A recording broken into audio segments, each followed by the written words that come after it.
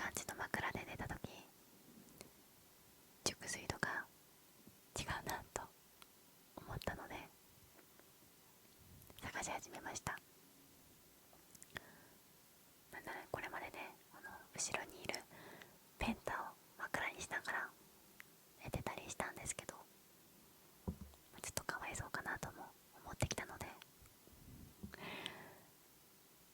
枕探しを始めてみます。皆さんおすすめの枕がありましたらコメント欄で教えてください。ということでですね、今日は世界一眠たくなる授業の金融編をやっていきたいと思います。金融を取り扱うのは初めてなんじゃないかなと思います。やっぱり2024年になって新ニーサがすごい騒がれていますよね。今日はその新ニーサについて半分寝ててもわかるくらいのレベルで概要を解説していきたいと思います。私金融の専門家でもないですし、過去に専門的に学んでいた人でもないので、皆さんと一緒に一から学びたいなと思ってこの動画を作りました。だいたいさ、こういう金融のことを学ぼうと思うと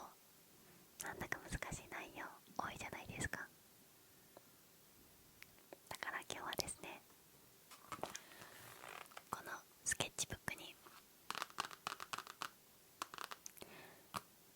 紙芝居を作ってきました。ルナシ作の紙芝居で学んでいくので、本当に難しい内容はないと思います。これまで新ニーサには興味があったけど、なかなか手がつけられず放置していたそこのあなた、どういう仕組みでどういうものに投資するのかっていうのを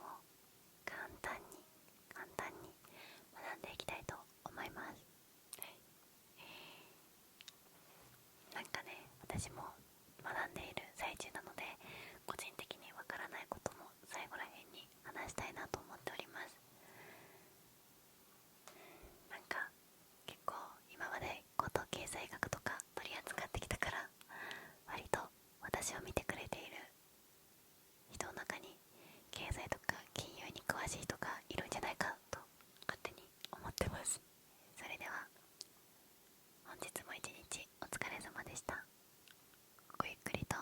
お楽しみください。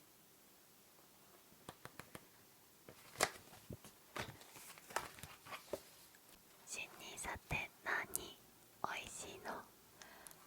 紙芝居の始まり。昔々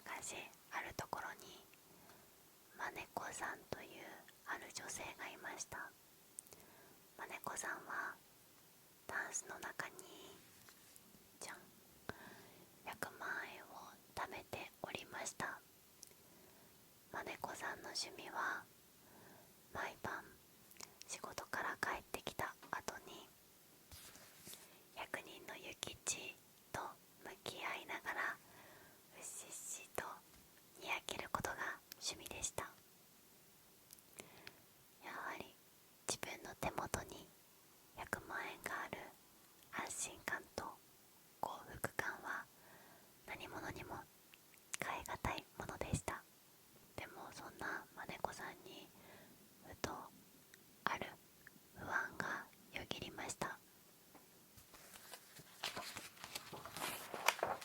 あれ、うちに盗難が来たらすごく危ないよなとか、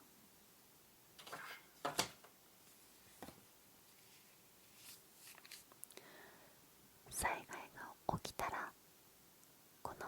現金も安全じゃないよなとか、とはいえこの2つはまだ実際には起きていない将来のリスクの話話なんですけれども、あともう一点、ダンス貯金の重大な欠点がありました。それは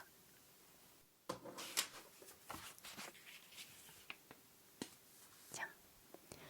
物価上昇です。2023年12月分の消費者物価指数で、2020年を基準としたものはですね、前年同月比 2.6% の上昇をしております。2020年と比べてなので、1990年とか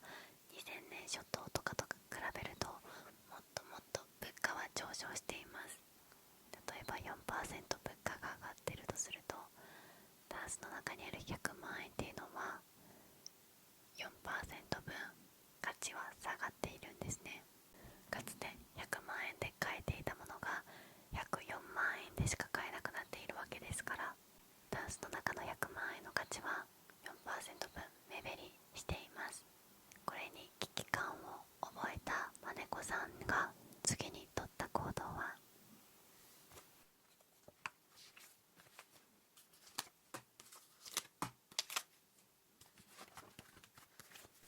じゃん、銀行に預けるです。銀行に預けておけば盗難の心配とか災害の心配はありません。あと、銀行に預けると金利がつくということもマネコさんは情報収集したので、1年後を楽しみにスキップしながら帰宅しました。この日からマネコさんの趣味は通帳残高の数字を見ながらうっしっしとにやけることに変わりました。では1年後のマネコさんはどうでしょうか。じゃん、はい、なぜだかマネコさんの表情は曇っています。というのも、ある驚愕の事実に気づいたのです。じゃん、超低金利じゃんということに気づいてしまいました。確かに銀行に預けるとその預金に対して金利がつくんですけれども、今はかなりの超低金利になっております。メガバンクだとだいたい 0.002% です。つまり100万円預けていたとしても1年間で20円しか金利として利益がないんですね。ちょっとマネコさんはがっかりしちゃいました。ネットの銀行だともう少し金利は高いらしいですけど、だからといって銀行に預けているだけでは全然お金は貯まりません。ただバブル期は銀行の金利が 6% とか本当に高い時期があったので、昔は銀行に預ける意味があったんですね。ただ今の時代、令和の時代は超低金利なので、銀行に預けているだけでは自分の資産は増えません。はい、物価も上昇しているし、銀行に預けても金利超低いし、どうしようと焦ったマネコさんは、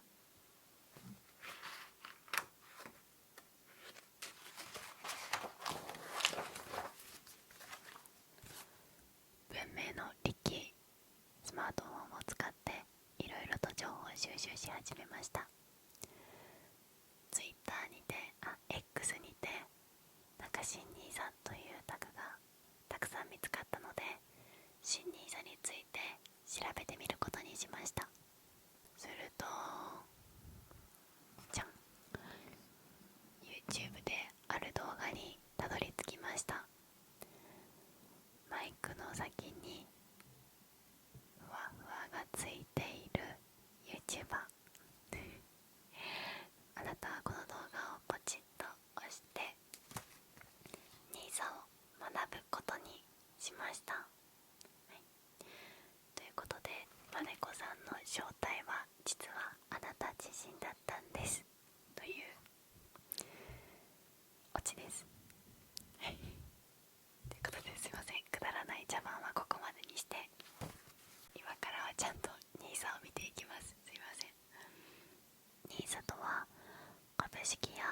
資信託で得られた利益が非課税になる制度です。この非課税というのがすごいんですね。ただ普段投資をやっていない方、これまで興味なかった方は、なんでこれがそんなにすごいのかというのがいまいちピンとこないと思います。ではなぜこれがすごいのか。本来は株式で得られた利益には 20.315% の税金がかかります。結構な割合だと思いません？年間100万円の利益が出たらおよそ20万円は税金で取られていくんですね。なんかね、大卒の初任給1ヶ月分まるまる税金で取られちゃうみたいなイメージですよね。100万利益あっても。ですが NISA 口座から投資をすればその利益が全て自分の手元に入るという制度になります。もうこれは使わなきゃ損ですよね。新 NISA を学ぼうとすると必ずぶつかる点が積立投資枠と成長投資枠、この2つがあるということです。でもそんなに難しく考えなくて大丈夫です。個人的には押さえとけばいいのは限度額と対象商品に違いがあるというこの2点を押さえておけばいいんじゃないかなと思っております。年間の投資枠は積立投資枠だと120万円、成長投資枠だと240万円の限度額があるということと、あと対象商品が違っていて、積立投資枠の場合国内外の株式とか債券とかすごいバランスよく分散された投資信託が対象になっているんですけれども、成長投資枠だと個別の上場株式が買えたりとか、あとはちょっとハイリスクハイリターンなものも買えたりするんですね。積立投資枠は安全に行こうぜっていう感じで、成長投資枠はちょっとアクティブに行こうぜみたいなイメージです。ここについては後でもう少し詳しく解説します。2024年からの新 NISA がどうしてそんなに騒がれているのかっていうと、ちょっとここは余談なんですけどね、実は2023年までも NISA という制度自体はあったんですよ。でもこの限度額が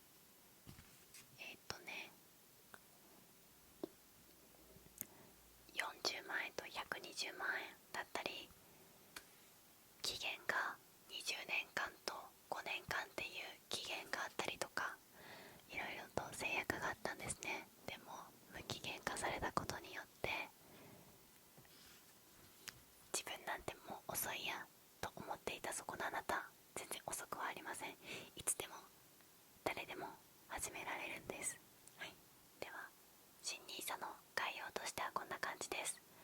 新 NISA は投資で得られた利益が非課税になる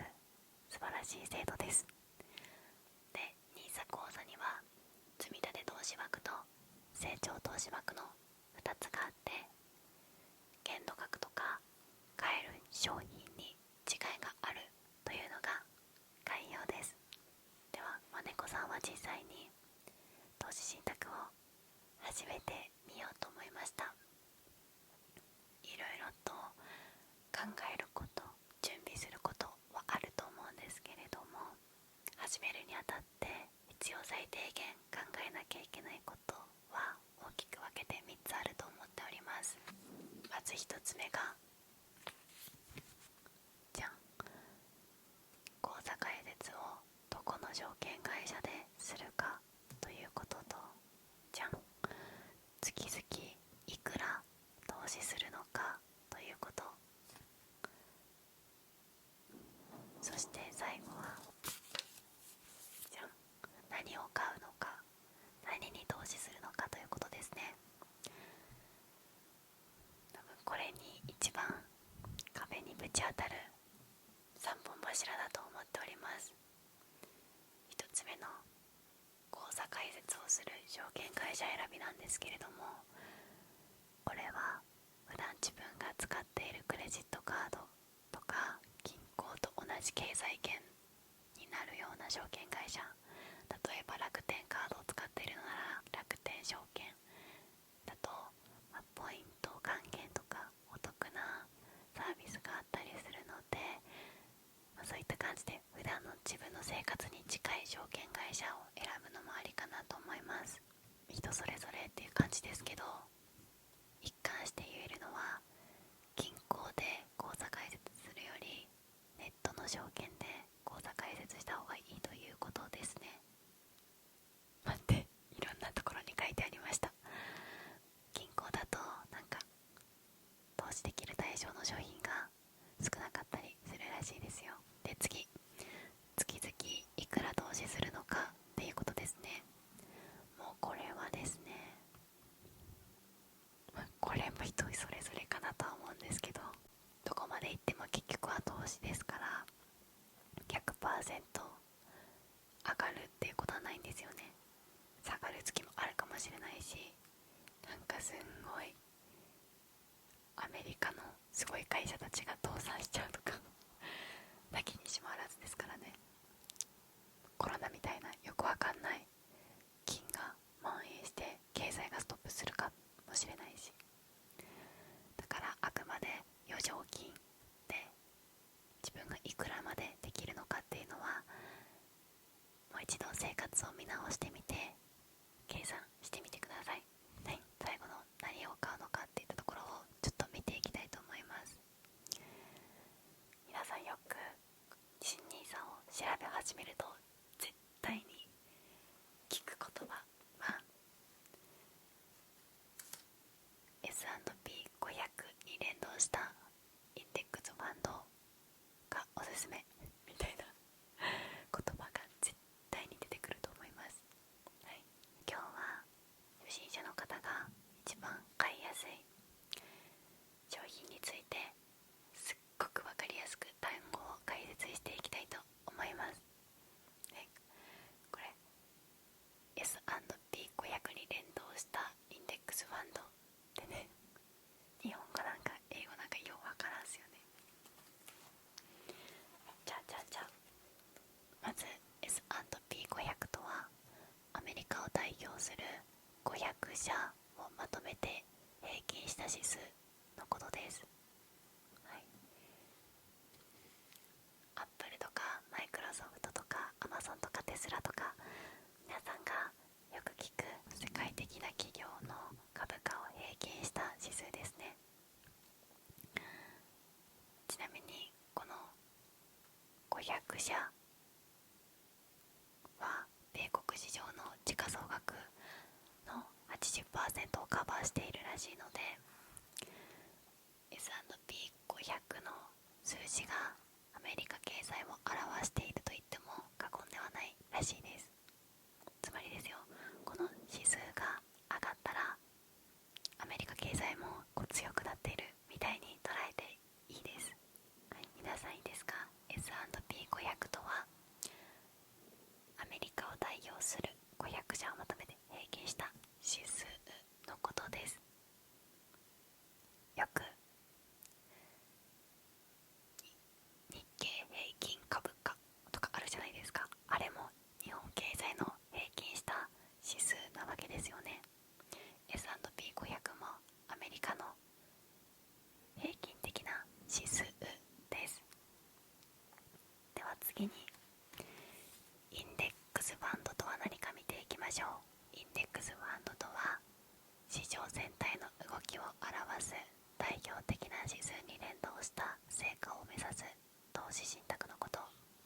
です。この2行目まではさっき学んだことですね。市場全体の動きを表す代表的な指数の一例が日経平均株価であったり、さっき見た S&P500 とかですね。それに連動した成果を目指す投資信託のことということですね。じゃあちょっと投資信託とは何かを見ていきましょう。投資信託とは投資家からね、皆さんから集めめた資金をまとめて専門家がいろんな国内外の株式や債券に分散して投資運用することです。例えばさっきの S&P500 に関して自分一人だけでね、アップル、アマゾン、マイクロソフトとか500社の株を全部買って運用していくのってすごく大変じゃないですか。無理じゃないですか。だから代わりにこの専門家がみんなから集めた資金をもとにそれぞれのいろんなね、その500社だったりとか日本のあらゆる企業に分散投資して、で代表的なね経済の指数に連動するように運用してくれているんですね。でそうやって日本の代表的な企業とかアメリカの代表的な企業をまとめて一つの商品にしてくれているのが投資信託です。例えばですね、 eMAXIS スリム米国株式とか SBIV S&P500 っていうのが実際の商品の名前です。どちらも S&P500 に連動した成果を目指す商品なんですけれども、上は三菱 UFJ アセットマネジメントが運用してて、下は SBI アセットマネジメントが運用しているといった違いがあります。はい、これで皆さんはインデックスファンドが分かりました。インデックス、市場全体の動きを表す代表的な指数に連動したファンド、投資信託、買うってことがインデックスファンドを買うということです。はい、さっき見てきたように日経平均株価とか S&P500 とかそれぞれの国の経済に投資することもできますし、なんなら世界中に投資することもできるんですね。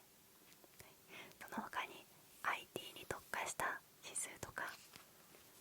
自動車業界の指数とか業界特化型の商品もあるんですね。やはり全世界に分散投資している商品っていうのはそれだけ広く分散投資していますので一番リスクは低いです。その代わり返ってくるリターンも少ないです。だからハイリスクハイリターンを好むのか、ローリスクローリターンで長期的に運用していくのかなど、いろんな選択肢があります。はい、では最後にですね、実際にシミュレーションしていきたいと思います。投資シミュレーション計算みたいな感じでくくっていただくと、目標金額に行くまでに何年かかるかとか計算してくれるサイトがたくさんありました。期待リターンを 5% として考えてみます。で、目標金額を2000万円に設定します。2000万円問題とかよく言われていましたもんね。年 5% の期待リターンがあるとして目標額に行くまでに毎月いくらずつ積み立てればいくらで目標金額に達成するのかというシミュレーションをしていきます。まず1つ目、毎月3万円を積み立てていった場合2000万円になるのは26年11ヶ月後です。次、毎月5万円を積み立てていった場合2000万円になるのは19年10ヶ月後です。最後、月々10万円ずつ積み立てていった場合2000万円になるのは12年3ヶ月後です。はい、月々3万だと25年以上かかりますけど、逆に25年あれば2000万円に届くんですよ。だから少額でも早め早めから始めておいた方がいいんだろうなと、このシミュレーションを通して感じました。や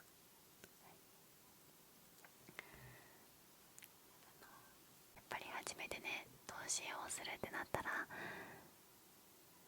リスクのことばっかり考えてすごく不安になる方もいると思います。まずはなんか数千円でもいいからちょっとだけやってみるっていうのがその第一歩が大事なんじゃないかなと思いました。私もまだまだ勉強し始めたばかりなので情報がアップデートされたらまた新しい動画も作ってみたいなと思います。個人的に分かんないなって思ってることがありまして、それは2023年までの旧 NISA で投資していたもので新 NISA に移行されるわけじゃなくってそれはそれとして存在しているわけなんですよね。その旧 NISA で積み立てていたものを今すぐ売却して新 NISA 口座で運用するべきか、それはそれで置いておくべきなのかちょっとよくわからないので、すごい知見のある方いましたらコメント欄で教えてください。いろいろね、いろいろ話したけど